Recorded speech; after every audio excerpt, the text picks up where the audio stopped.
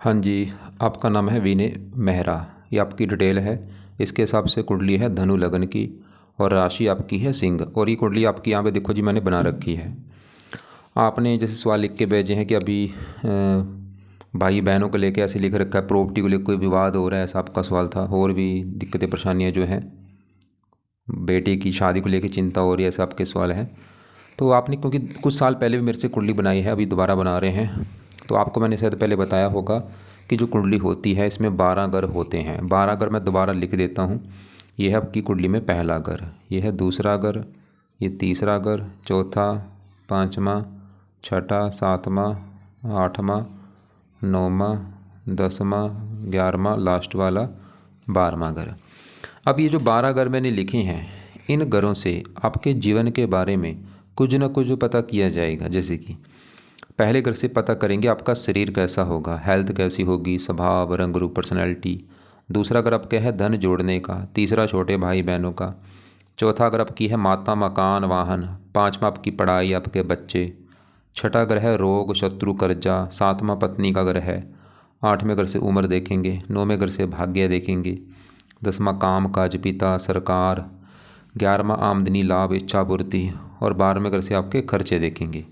तो आपने यहाँ पे देखो जी दो बातें नोट करनी है। पहली बात, ये जो 12 घर हैं इनको याद कर लो, और दूसरी बात, इन 12 घरों से जो कुछ देखा जाएगा वो याद कर लो। अब आप ये देखो, आप इस कुंडली में देखना क्या चाहते हैं वो घर देख लो। मान लो आपने देखना है अपनी पत्नी के बारे में, तो 7वां घर है आपकी पत्नी का घर। पत्नी के लिए 7वां घर, और 7वें घर में लिखा है 3। 3 है मिथुन राशि, मालक बना ये बुध, तो पत्नी के लिए बुध को देखा जाएगा। तो ऐसे ही जो कुछ देखना है वो घर देखना है, और घर का मालक देखा जाता है। अब सवाल ये है कि आपकी कुंडली है कैसी। आपकी देखो जी कुंडली में ग्रह अच्छे भी हैं, ग्रह खराब भी हैं। अच्छे ग्रह कौन से हैं? गुरु अच्छा है, शनि अच्छा है, उच्च का बैठा है, बुध अच्छा है, अपने घर में बैठा है, चंद्रमा भी ठीक ठाक है। लेकिन ग्रह खराब कौन से हैं? सबसे ज़्यादा ग्रह खराब का है मंगल, क्योंकि नीच का बैठा है, 8वें घर में है, राहु के साथ है। तो मंगल आपका बहुत ज़्यादा खराब है भाई। इसके अलावा यहाँ पे सूर्य भी खराब है, नीच का है। शुक्र रला मिला फल देगा, राहु भी बुरे फल देगा, ये भी आपका राहु भी खराब है। अब सभी ग्रहों का जो असर है आपके ऊपर आज भी है, कल भी था, हमेशा रहेगा। लेकिन ये जो ग्रह होते हैं अपना ज़्यादा असर अपनी दशा में देते हैं। तो इन ग्रहों में आपके ऊपर सबसे बड़ा आज जिस ग्रह का असर है वो है ये राहु ग्रह, क्योंकि राहु की चल रही है आपके ऊपर बड़ी महादशा। और ये पिछले देखो जी 8 में चली थी, पिछले 18 साल हो चुके हैं चली को, बस ख़त्म अभी होने वाली है दूसरा महीना 26 में।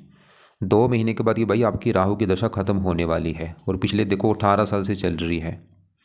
और एक आपके ऊपर चल रही है मंगल की अंतरदशा, क्योंकि दशा 2 प्रकार की मेन होती है, महादशा, अंतरदशा। महादशा है राहु की, अंतरदशा आपकी चल रही है मंगल की। जनवरी 25 में चली हुई है, पिछला 1 साल होने वाला है, और दूसरा महीना ये भी 26 में ख़त्म होगी। और बुरी बात क्या है कि दोनों ही ग्रह आपके ख़राब हैं, क्योंकि ये दोनों ही देखो एक साथ भी बैठे हैं, मंगल राहु जिनकी दशा है 8 में अगर बैठे हैं, इनको इन्हीं को विस्तार में जानेंगे पहले। अब यहाँ पे देखो ये मंगल राहु कहाँ बैठे हैं? 8वें घर में। भाई 8वां घर कुंडली में सबसे ज़्यादा खराब होता है। इस घर से आयु, मृत्यु, मृत्युतुल्य कष्ट, लंबी बीमारी, दुर्घटना, गुप्त रोग, गुप्त विद्या, गरीबी, रुकावटें, ऐसी खराब चीज़ देखते हैं। तो पहले आपकी अगर मैं यहाँ पे राहु की बात करूँ कि राहु कैसा है, मैं बोलूँगा राहु है खराब, ज़्यादा बुरे फल देगा ये राहु। क्यों बुरा है? क्योंकि राहु एक तो बैठा है 8वें घर में, खराब घर में। दूसरा यहाँ पे जो 4 लिखा है चंद्रमा के घर में बैठा है, और चंद्रमा को अपना मानता है दुश्मन। इसके अलावा ये बैठा है मंगल के साथ, नीच के मंगल के साथ बैठा है, अंगार का दोष बना है। कई कारणों से आपका देखो जी राहु खराब है। 8वां घर दुश्मन का घर, और मंगल के साथ बैठा है, अंगार का दोष बना है। अब यहाँ पे आपको ये बुरे फल क्या देगा सवाल है। राहु देखो जी जो 18 साल की दशा है, ऐसा नहीं कि 18 साल ही बुरे फल ही देता है। कई बार क्या होता है जब आता है उस समय बुरे फल दे दिए, या जाते वक्त अच्छे फल दे के जाना, या जाते वक्त बुरे फल दे के जाता है, जब बीच में अच्छा हो जाता है। और राहु बहुत सारी दिक्कतें पैदा करता है, स्ट्रगल देता है लाइफ में, दिक्कतें, परेशानियाँ, चिंता, भाग दौड़, आगे बढ़ने में दिक्कतें, मानसिक परेशानियाँ। खासकर राहु 8वें घर में बीमार करता है बहुत ज़्यादा, बंदे बीमारियों से पीड़ित होते हैं। तो यार राहु सबसे बड़ी दिक्कत आपको हेल्थ में दिक्कतें पैदा करेगा। कुछ ना कुछ हेल्थ में दिक्कतें आती रहती हैं, खासकर पेट में दिक्कतें बहुत सारी आती हैं, या और भी कोई गुर्दे का रोग होना, क्योंकि साथ में मंगल के बैठा है। कई बार एक्सीडेंट होता है, रक्तचाप होना, ब्लड प्रेशर होना, बीमारियाँ आपको मतलब बहुत सारी होंगी इस राहु और मंगल की वजह से। ऑपरेशन का भी कई बार योग बनाता है। इसकी दृष्टियाँ भी हैं 5वीं 12वें घर के ऊपर। यहाँ पे जो 8 है राहु की नीच राशि, खर्चे बढ़ाता है, दूसरे घर को देखेगा धन को लेकर दिक्कतें, चौथे घर को मकान, वाहन, भूमि, जमीन, जायदाद, इन संबंधी दिक्कतें। यहाँ पे देखो मैं थोड़े बहुत बुरे फल बोल रहा हूँ, मतलब बुरे फल बोल देता है ये राहु भाई, क्योंकि साथ में मंगल के साथ बैठने की वजह से इसका बुरा फल बढ़ चुका है, क्योंकि नीच का मंगल है यहाँ पे। चलो आप शुक्र करो, अभी दशा आपकी खत्म होने वाली, दूसरा महीना 26 में, बस 2 महीने पड़े हैं, और राहु मंगल की भी जो दशा वो भी खत्म होने वाली है। और इसके बाद आपकी एक दशा आएगी गुरु की, तो आपका समय आगे शुरू अच्छा होगा गुरु की दशा में, क्योंकि गुरु आपका है बहुत अच्छा। अब मंगल सवाल की राहु, क्योंकि अभी भी देखो दशा पड़ी 1-2 महीने की पड़ी, मैं आपको बोलूँगा राहु का 1-2 महीने अब उपाय कर लो, उसके बाद चाहे छोड़ भी सकते हैं। एक तो है आप राहु कवच का पाठ पढ़ा करो, एक है राहु स्रोत का पाठ। ये 2 पाठ देखो जी अपना रात को बैठ के पढ़ने हैं, इनको सुनना है आपने। तीसरा है राहु का दान किया करो। दान की आपको मैं वीडियो भेज दूंगा, उसको देख लेना। लेकिन एक मेन दान है 7 प्रकार के अनाज पंछियों को डाला करो, और ये करते रहो जीवन भर, ये करते रहो। पाठ तो चाहे छोड़ देना, लेकिन दान जो मैंने बोला सतनाजा जीवन भर आपने करते रहना है। और चौथा उपाय है जितना होता है धार्मिक बनो, क्योंकि धार्मिक लोगों को राहु कष्ट नहीं देता। बाकी देखो अभी ये तो होगी राहु की चलो बात। अभी जो मंगल की जो चल रही है अंतरदशा, और ये मंगल तो मैं बोलूँगा राहु से भी ज़्यादा खराब है, मंगल राहु से भी ज़्यादा खराब है। और ये दशा 1 साल पूरा हो चुका, आप चाहे देख भी लो।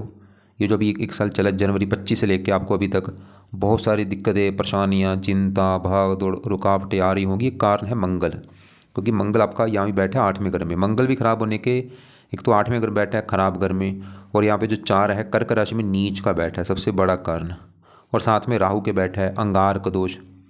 क्या बुरे फल देगा मंगल भी, बहुत सारे बुरे फल देगा। 8वें घर में बैठ के ये भी आपको बीमार कर देगा बहुत ज़्यादा, रक्तचाप, ब्लड प्रेशर, मंगल के जुड़े रोग आपको होंगे, बीमारियां देगा, कई बार ऑपरेशन का जो होना। और मंगल का इस कुंडली में है इस घर का मालिक 5वें घर का, 5वां घर है संतान का घर। संतान 5वें घर से 5वें घर में 1 लिखा है मालिक मंगल। मंगल संतान संबंधी चिंता पैदा करेगा आपको, जो आपके बच्चे हैं उनको लेकर दिक्कतें आना, बच्चे का बीमार होना, या बच्चों को लेकर कोई और चिंता परेशानी होना, उनका आगे ना बढ़ पाना। 5वां घर पढ़ाई का है, उनकी पढ़ाई में दिक्कतें, बुद्धि भ्रमित, संतान संबंधी चिंता देगा, क्योंकि 5वें घर का मालिक है। 5वां घर पढ़ाई का है, पढ़ाई आपकी मंगल पढ़ाई में दिक्कतें, पेट में दिक्कतें। और मंगल जिन जो कारक है, भाई का कारक है, छोटे भाई का, खासकर छोटे भाई को लेकर दिक्कतें। और भी भार में घर का स्वामी खर्चे, तो भाई मंगल भी बहुत ज़्यादा खराब है। और मंगल की भी अभी दशा 1-2 महीने की पड़ी है, तो उस वाले की मंगल के लिए भी क्या करना है, मंगल के भी आपने करने हैं उपाय। एक तो मंगल कवच का भी पाठ पढ़ा करो या सुना करो, दूसरा है मंगल स्रोत का पाठ। अब ये 2 पाठ भी भाई आपने पढ़ने हैं, कब इनको सुबह पढ़ना है। तीसरा उपाय है मंगल का दान करो आप, खासकर मंगलवार को। और चौथा उपाय मंगल के देवता हनुमान जी की पूजा उपासना किया करो। मंगल का रंग है लाल, लाल कपड़े मत पहना करो या कम यूज़ करो। राहु का रंग है नीला, नीले कपड़े भी कम पहना करो। तो 2 रंग बोले हैं लाल नीला, ये 2 रंग कम यूज़ किया करो। मतलब अभी आपके समय को मैं अच्छा नहीं मानूंगा, उसका कारण एक तो है राहु की बड़ी महादशा, दूसरा कारण मंगल की दशा वो भी खराब है, और तीसरा एक और भी कारण है। वो क्या है, आपकी देखो चल रही है शनि की अष्टम डेया भाई। ये कब से चली है, ये आपकी 29 मार्च में चली है, पिछले 7-8 महीने हो चुके हैं। ये अष्टम डेया है भाई, ये भी जब आती है बहुत सारी दिक्कतें, चिंता, भाग दौड़, परेशानियाँ, ये भी आप चाहे देख लो। मार्च 25 के बाद दिक्कतें आपको आ रही होंगी, ये अष्टम डेया कारण है। और ये 2.5 साल की होती है, अभी तो देखो मतलब 7-8 महीने हुए, अभी पूरे 2 साल की पड़ी है अष्टम डेया। चलिए मंगल राहु की दशा भी खत्म हो जाएगी, आपको उसके बाद राहत मिलेगी, लेकिन जो अष्टम डेया है अभी भी 2 साल की पड़ी है। अब 16 की अष्टम डेया से कैसे बचा जाए, अष्टम डेया होती है शनि की, तो शनि की भी आपने 1-2 उपाय करने हैं। एक तो है शनि मंदिर जाना शुरू कर दो शनिवार को, दूसरा है शनि चालीसा का पाठ पढ़ा करो भाई। तो ये 2 उपाय आपने करने हैं शनि के लिए, मंदिर जाना है और शनि चालीसा पाठ पढ़ना है रात को, या इसको ऑडियो लगा के सुन लिया करो आप। बाकी देखो जी आपके बाकी ग्रहों की भी बात करते हैं, जैसे कि आपके यहाँ पे मैं बुध की बात करता हूँ। 10वां घर होता है काम काज का घर, पिता का घर, सरकार, मान प्रतिष्ठा। और 10वें घर की चीज़ें देखने के लिए 10वें घर में लिखा है 6, माल कौन है, बुध, कहाँ बैठा है, इसी घर में। तो आपका ये बुध तो है बहुत अच्छा, क्योंकि 10वां घर इसी का घर है, ये अपने घर में बैठा है, भद्र योग बना है। तो बुध अच्छे फल क्या देगा, 10वें घर का अच्छा घर देगा। 10वां घर काम काज, ये बुध आपको काम काज का सुख अच्छा दे देगा, नौकरी कारोबार। कौन सा काम काज, बुध के जुड़े आप काम करेंगे, जैसे कोई लिखने का काम हो गया, लेखन, प्रकाशन, पत्राचार, पढ़ाने का काम हो गया, टाइपिस्ट, सेल्समैन, हरे रंग से जुड़ा काम हो गया, सीए हो गया। ऐसे मैंने देखो लोग सीए भी होते हैं या कंप्यूटर से जुड़ा कोई काम करते हैं। तो बुध काम काज के लिए अच्छा है, और भी सरकार, मान, प्रतिष्ठा, खासकर बुध की दशा अच्छी जाएगी आपकी। और बुध इस घर का भी मालिक है, 7वें घर का। ये है पत्नी का घर। पत्नी 7वें घर से, 7वें घर में 3 लिखा है, मालिक बुध। ये पत्नी के लिए भी अच्छा है आपकी, पत्नी का सुख भी दे देगा आपको। लेकिन देखो जो पत्नी के लिए मंगल, ये जो शुक्र को भी देखा जाता है, और शुक्र भी आपका थोड़ा सा ख़राब है, इसकी वजह से भी थोड़ा सा पत्नी से लड़ाई झगड़े, जहाँ पत्नी का बीमार होना। और ये मंगल दोष भी बने हैं, डबल मंगल दोष बने हैं। डबल क्या, ट्रिपल मंगल दोष बने हैं। ट्रिपल मंगल दोष की वजह से एक तो विवाह में देरी होती है, विवाह के बाद भी थोड़ा बहुत पति पत्नी में लड़ाई झगड़े होते हैं, खासकर मंगल की दशा में भी। जैसे ये मंगल की दशा है, इसमें विवाह में भी दिक्कतें आपकी आ सकती हैं, पत्नी बीमार होना या और कोई दिक्कत आना। और आपने जैसे बोला भूमि संपत्ति, क्योंकि मंगल भूमि का कारक है, प्रॉपर्टी का कारक है। ये मंगल की वजह से ही आपकी दिक्कत आ रही, प्रॉपर्टी को लेकर जो विवाद हो रहा है, आपने जैसे बोला है। बाकी देखो जी, आपका ये दूसरा घर होता है धन का घर। कितना धन जोड़ेंगे, दूसरे घर में 10 लिखा है, मालकों ने शनि इसी घर में बैठा है। शनि आपका अच्छा है, क्योंकि दूसरा घर इसी का घर है। मतलब शनि आप यहाँ पे योग बना शस्य योग, शनि के अच्छा फल देगा, धन आपको देगा शनि। फिर भी धन की कमी नहीं रहेगी आपके पास, आप काफ़ी धनी होंगे, अमीर होंगे, पैसे वाले होंगे, परिवार के लिए अच्छा है। और शनि तीसरे घर का मालिक, आप मेहनत के बल पर भी धन कमाएंगे। और ये जो मंगल नीच का बैठा है, ये 7वें दृष्टि डाल रहा है दूसरे घर के ऊपर, धन के घर के ऊपर। मतलब मंगल आपको फिर भी धन दे देगा। ये बुरे फल तो चलो दे रहा है, लेकिन ये मंगल धन के लिए अच्छा है, आपके धन दे देगा आपको। और बाकी शनि की दशा में धन आपकी लाइफ में ज़्यादा बढ़ेगा, क्योंकि दशा में असर इनका बढ़ जाता है। मंगल शनि की जब कभी दशा होगी, धन बहुत ज़्यादा बढ़ जाएगा आपके जीवन में। अब देखो जी, आपका ये जो 11वां घर है, ये होता है लाभ का घर, आमदनी, इच्छा पूर्ति, बड़े भाई बहन। 11वें घर से, 11वें घर में 7 लिखा है, मालकों ने शुक्र। और शुक्र भी आपका बैठा है 12वें घर में, खराब घर में, और बैठा भी वहाँ पे मंगल घर में है, दुश्मन के घर में।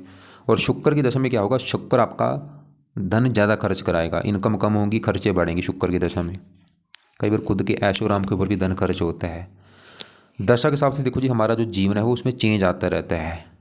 मतलब शुक्र की दशा जब कभी होगी, खर्चे बढ़ जाएंगे, इनकम कम होना।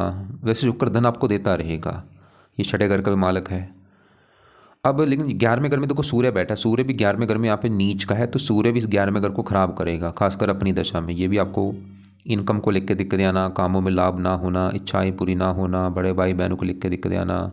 और सूर्य इस घर का मालिक है, 9वें घर का भाग्यश है। भाग्य 9वें घर से, 9वें घर में 5 लिखा है, मालिक सूर्य।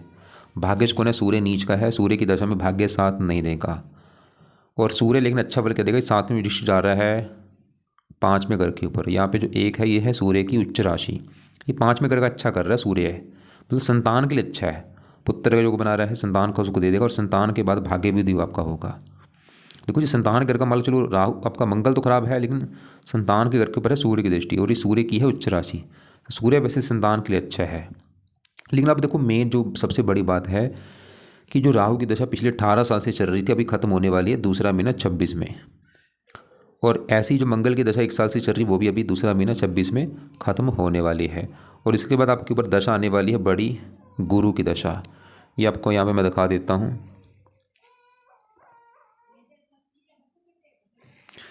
ये देखो जी, दशा गुरु की आपकी चलेगी, और ये 26 में चलेगी, अभी काफ़ी लंबी दशा, 42 में जाके ख़त्म होगी।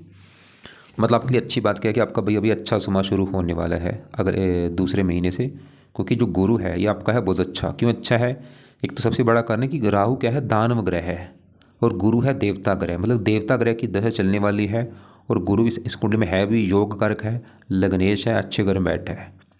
तो गुरु की दशा में क्या होगा, गुरु बैठा है तीसरे घर में, और गुरु है इस चौथे घर का मालिक और पहले घर का।